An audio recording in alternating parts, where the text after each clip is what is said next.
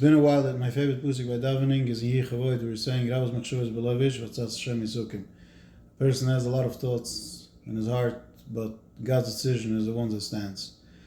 And the reason why that became my favorite pusik is because I used to think when I was younger that my wisdom will bring me success, and I realized that's not happening.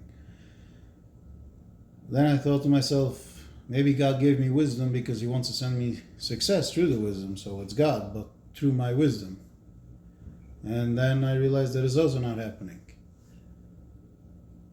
And then I got tuned in a little more to Minna, and I realized how deep the pusik is.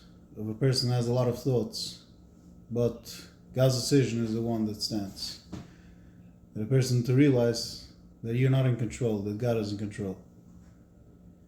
So every day I'm davening, I will say it and meditate on it, think about it, and recognize it.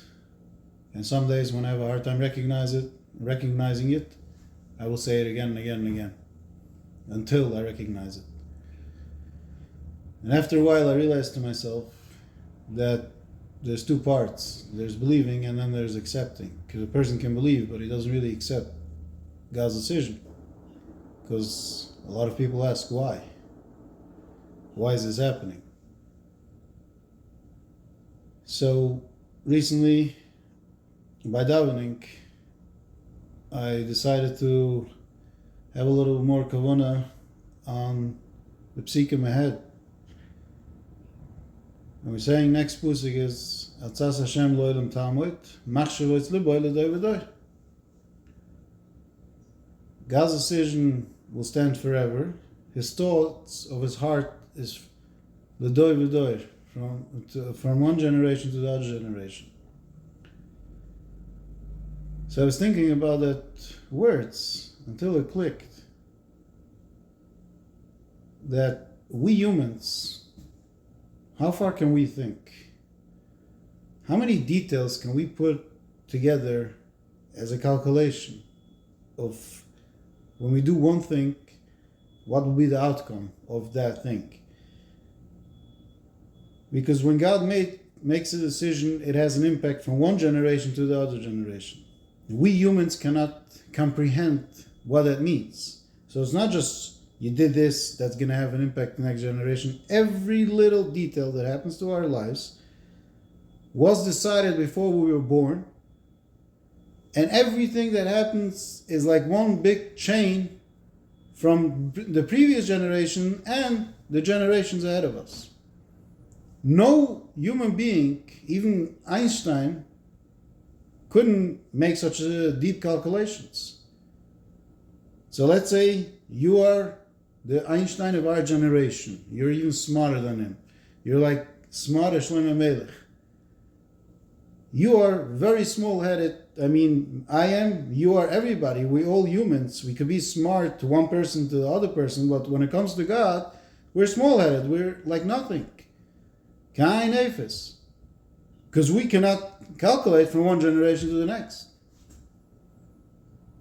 So that pusik teaches us how to accept why we can't understand why things are happening.